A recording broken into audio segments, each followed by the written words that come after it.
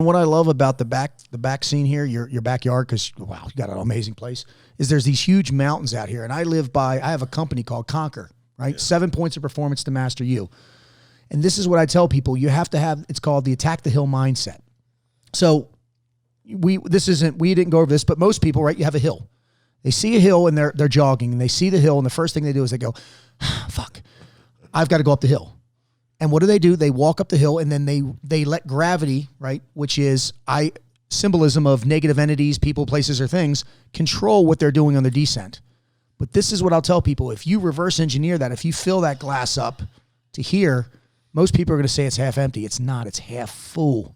You need to attack the hill. And then once you put that mental, emotional, social, spiritual, and financial growth into that cup, people stop when it's full. No, motherfucker, get another cup. We'll dump it into there. So the symbolism out here I look at is I'm going to try to run up that hill as fast as I can. But when I get up there, I'm going to take a breath, situational awareness. Sound like Mel Tillis there with the stutter, sorry. And then what I'm going to do is I'm going to control the descent down. Now, from an athletics standpoint, if you and I could run the same speed, if we're the same human being, and you walk up the hill and you run down the hill, and I walk up the hill and I run, I run up, you walk up. I walk down, you run down. If we do that 50 times, not only will I beat you, but you'll be more fucked up than me. You know why? Because what's going to happen when you start running and getting tired? Gravity is going to just make you go ass over tea kettle. Yep. So that's what I tell people. And the trick to life is you can't control everything.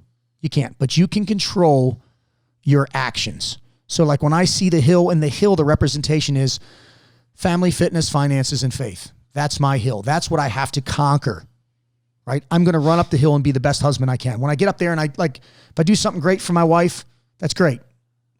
But now I got to go find another hill. There's another day, another battle. Mm-hmm. And that's what people need to do.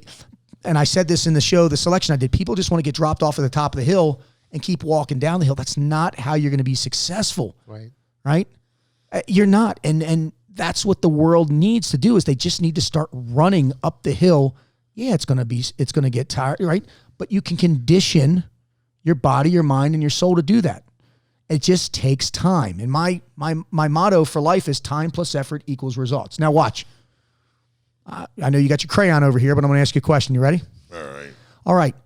Piss poor time plus piss poor effort equals what? Failure. Something that starts with piss poor. Yeah, there you go. It goes with it. Piss poor everything. Piss poor effort. That's right. There you go. Piss poor, right? But if you give it your all, maximum time, maximum effort, you're going to get, and your results may vary from yours, right? Sure. You both are, but who cares? There's no such thing as... You're going to feel a whole lot better about yourself, but then also about a lot of things around you. I did your analogy before about what you're using. A lot of people don't realize that Don basically has, you've been a bit of a blacksmith in the past for shoeing horses, things of that nature. So what you're talking about there about heating that metal up, beating it that in the metal, forging it, changing it, and you're forging it. So it's the same analogy. It's the same analogy that works. You just have to figure out what analogy works for because we were out there feeding your horse last night. I want to jump off one other scenario. My one son David, he was involved in a wrestling program. They were known as the Vikings. Mm-hmm. And they always showed the Viking him swinging this big old mallet. And I go. When he was looking for inspiration, I go, think of you as that Viking, swinging that mallet and hitting that anvil. I said, the more that you hit that anvil, that's like repetition. Yes. The more repetition, I go, you're forging yourself. Mm-hmm. I go, and into life you shall go. Do you want to be the anvil or do you want to be the hammer? Amen. And so it's kind of like going, that's where, trying to inspire my own children and stuff like that to be better than what they are. I love it. Sometimes you're the hammer, sometimes you're the nail. Yeah. Yes, sir. Yes, sir. In life, we're not always going to be the hammer. No. But, yeah. Hey, partner, when was your dad murdered? So my dad, when I was 11, I'm originally from Dundalk, Maryland, which is not the greatest part of town in Maryland. But my father got in a lot of trouble, lost his license, got in a bunch of motorcycle accidents, was in a motorcycle gang, and he, I guess, had an altercation with a guy in a bar. He was a brawler, and he beat the shit out of a guy, and he was walking home, and the guy actually ran him over with a car. Oh, wow. Yeah. So, and it's funny. I was 11. Oh, it's not funny, but they never, from what I hear, they never found the guy. I think there was more to this story than that. And then from there, I was actually with my mother because obviously they were separated. They've been separated since I can remember. And I actually have an aunt who's a police officer in Baltimore County. She's like a legend as a police officer, and she came and told me. And I just remember being so fucking angry, like why would somebody take my dad? And, he wasn't the best man in the world, but he was my dad. So, it sucks, but, there was a lot of good things that he did and a lot of bad things he did, but I still loved him. And I think it's what helped me, develop the mindset that I needed that, no matter how bad shit is, shit could always be worse, right? I mean, I lost my dad. There's people that have lost both their parents in an accident or, God forbid, people that get cancer, kids. I mean, it's horrible. So I just, when that happened, I just have always tried to find the positive in something, right? People are always, the guys that like, I won $1 million in the lottery. Yeah, but they're going to take $600,000. Who gives a shit? You still make $400,000. Shut up. Find the good in things. Right. And that's because that's what people do in life. You have the seesaw of negativity, right? So you have a seesaw. I put Don on one side, no one on the other side, and it's going to fall, right? You're not small. It's going to fall. I need, from your negativity, I need 7 people to counterbalance that out. So all I've done in my life is I trim the fat. I get rid of people, places, and things. I don't even speak to my mother anymore. I haven't spoke to my mother in 3 or 4 years because a lot of the shit that she was doing carried over to my daughter. One day we went up to go visit my daughter, visit my mother. I went up to go see a New York show, and we were driving home, and my mother lives right off the road where we're driving, right down 13, rolling right down the coast. She's in Delaware. And I'm not embarrassed about this. And, if she gets pissed off, so what? But we went there right around Christmas. We didn't tell her. Not one fucking picture of us in the house. She said she took them all down because of Christmas, but my sister had all her pictures up there and everything. I'm like, okay. Well, my wife didn't find it as acceptable as I did. So she made a comment. My wife's from Brooklyn. She made a comment. And she was pissed. And my mom was, came up with this. Well, that's not what hit home. We got in the car. My daughter's young, in the car seat still. And she said to me, Daddy, why doesn't Mimi love me? Well, right there. And that's when I was like, I cannot allow, because my mom did this to me, and I get it, right? And I can accept that, but I cannot accept my daughter feeling that she's not wanted or loved. I mean, not one picture of her granddaughter, but my sister had all her kids there. It was weird. And I think a lot of that issue is, and we have a lot of unresolved issues, is I look just like my dad. Her and my dad had issues. They separated. He was a womanizer. He was this. That's not me. Just because I look like somebody doesn't mean I'm them. So I tried calling my mom and talking to her about it, and she was very, she wasn't compliant with anything I was saying. She didn't want to hear it. And I had to make the decision as, the man of the house, right? You're looking out for the best of your I was family looking unit, out for the best of them, even though it hurt. I had to rip that Band-Aid off. And, my daughter now, it's been 3 or 4 years. She's accepted it. And we've moved on. And I will not allow my daughter to think that's okay. I can't pass that tradition on that it's okay to be walked on or put down, physically, mentally, emotionally. Because that's the thing, right? Each one of us in life leaves a legacy. You guys have legacies, and I tell people, do me a favor, write a eulogy. You die right now. Write a eulogy out, and then as soon as you write that eulogy out, read it, and then you're going to die. Do you like what that eulogy says? Because I don't like what my eulogy says right now. Right. So what I'm trying to do, and what I tell people to do, is do that drill, and every day rewrite that eulogy. Every freaking day rewrite. Like, I want it to be like, great father, great husband, great friend, Hellcat and sack. I don't know, with the wife. I don't know, whatever, right? To kind of keep it fun, but just I actually want to say great fucking human being, if I could. If I had to have it say one little thing, and I do that. Like I did my push-ups today. When there's people working and putting out, I'll tell a man, like, hey, brother, I love you. I thank you for what you're doing. I don't love the guy. I love what he stands for. Right, exactly. And I tell guys, it's okay for a warrior to tell a warrior he loves him. Not like we're going to be making out. Right. You're going to shave that mustache if we're doing that. Yes, maybe. But give people gratitude. Tell people that they're special. Make people feel like they're special. And don't be ashamed to tell somebody, like, seriously, people I love you. I love you, buddy. I love what you're doing. Yeah. Right? I mean, I'm not in love with you. That's my wife, and I love my daughter. But I literally had 62 people in there today, guys, gals, and I tell them, I love you. And they're just like, wow, yeah, it's a show of respect, right? Same thing when you shake a man's hand. Even Don fucking barely stands up every time, right? I don't shake a man's hand sitting down. I stand up and look him in the eye. Right. Yeah. And I think that's just what people need to do. They just need to start. And I'm not sitting here like this is a Woodstock event. But no, but these are all little steps. Little things that build, right? They build off of each other. It helps build that character, just again, that shaking of the hand, that looking at a person in the face, just those little attributes I love it. That you do. Shit, we have a lady named Lauren. I'll give it to her. She's lost 50 pounds working out with me in 6 months. And I told her, you are sexy as fuck. And my wife is like, yes, you are, girl. It's not like I'm not hitting on the girl. Yeah, no. I'm showing her that, hey, you lost 50 pounds. I tell her, throw on something sexy, girl. Yeah. Go out there and show the world what you're doing. Yeah. Celebrate that aspect. But don't stop. Exactly. Right? Don't stop. I'm not telling you to lose 200 pounds and be super, super skinny.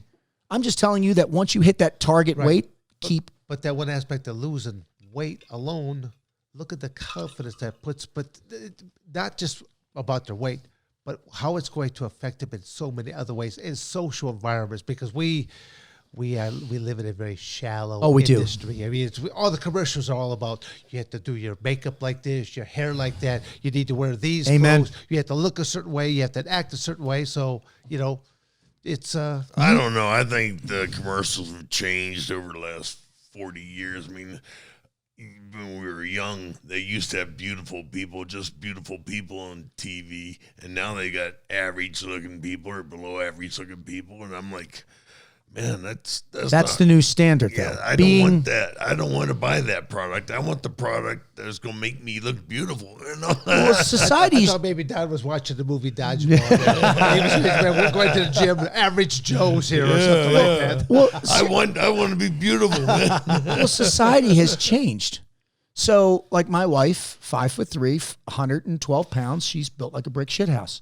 If she wears something sexy, there are women that'll catcall her and say, oh, look at you, blah, blah, blah. Right, but then you'll see a 300-pound woman that wears barely anything, has no business wearing it, right? And I'll say it right to their face. Yeah. And no one will say a word to her, and it's okay. It's acceptable because look, you go, girl. Why?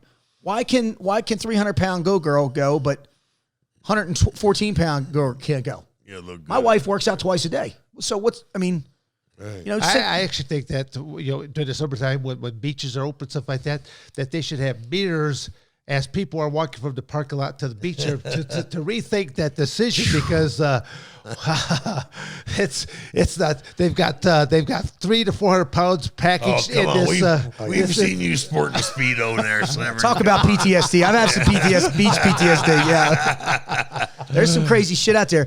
But here's my thing: is like I tell people, hey, I was young, Don. I was young at the time.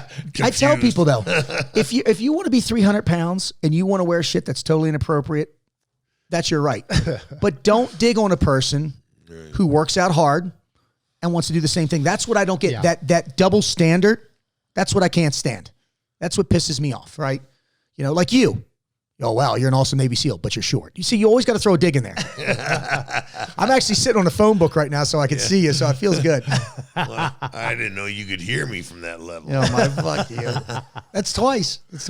But yeah, my dad passing away, the circle back around. Obviously there's a lot of traumatic with that, a lot of unknown, a lot of uncertainty, and that's where I come up with I call it that. I do a self-reflection drill. I do it like every 3 months. I make people, I'm a coach and I coach people and I make them look in the mirror, because when I realized, we were talking about I wanted to be a Navy SEAL and this and that, even though my dad was a good man, he did a lot of bad things. And that's just men talking to men. He just did a lot of shit I wasn't proud of, right? Mm. But, I'll never forget it, because I'm like you. I can't remember what I had for fucking lunch 2 weeks ago. I can't. Mm. But I can remember being 18 years old, coming home from a bar, intoxicated, God knows what I was taking on top of that, looking in the mirror like it was yesterday. I can remember what I was wearing. I looked in the mirror and I didn't see me. I saw him. And that's when I came up with that, holy shit, I have got to start changing my life Otherwise, I'm going to be in motorcycle accidents and go to jail and do this and that. And that's what I tell people. You have to look in the mirror. And if you don't like what you see, I mean, and I'm not just saying look. I mean, you have to really stare. Like, people hear and listen. Don't hear what I say. Listen to me. Look at me when I'm talking, right? Absorb it. Yeah, and when I looked in that mirror, man, I didn't like what I saw. Yeah, so many people like to blame other circumstances, but they're not willing to take that accountability. Exactly. There's no accountability. So to me, it's like I'm really big about I'm trying to think of, there's a classic poem called "The Man in the Mirror," but it's all about what we just talked. I couldn't even begin to recite it, but it's all about self-reflection. That don't look at anybody else to solve your problems. You've got to solve your own problems. Yeah, I agree. And focus on you. I always say focus on you, focus on the few. I have a very small group. I focus on me first.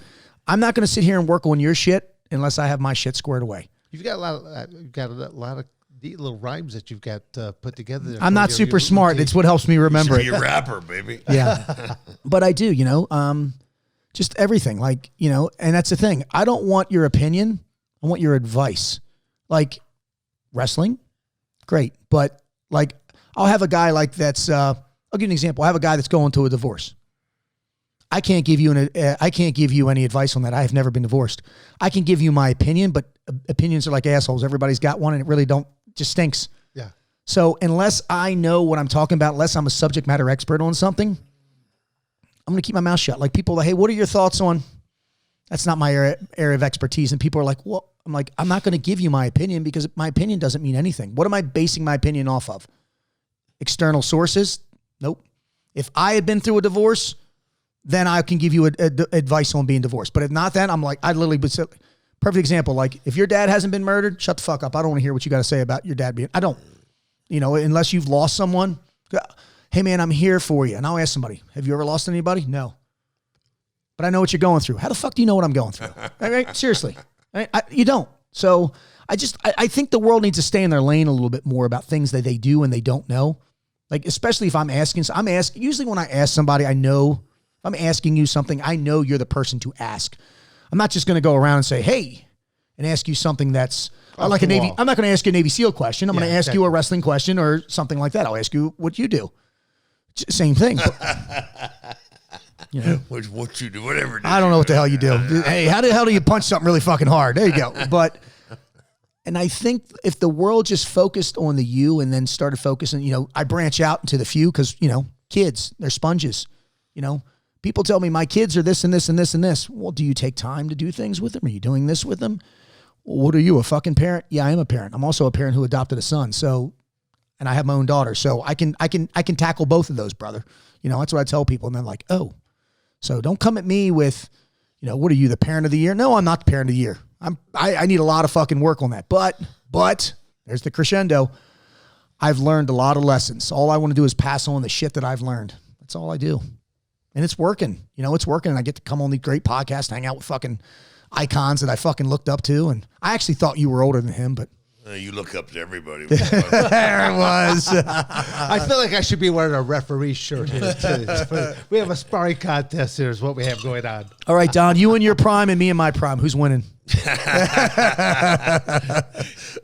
have a prime? Yeah, I haven't hit it yet. God damn, you didn't even pause on that laugh. No.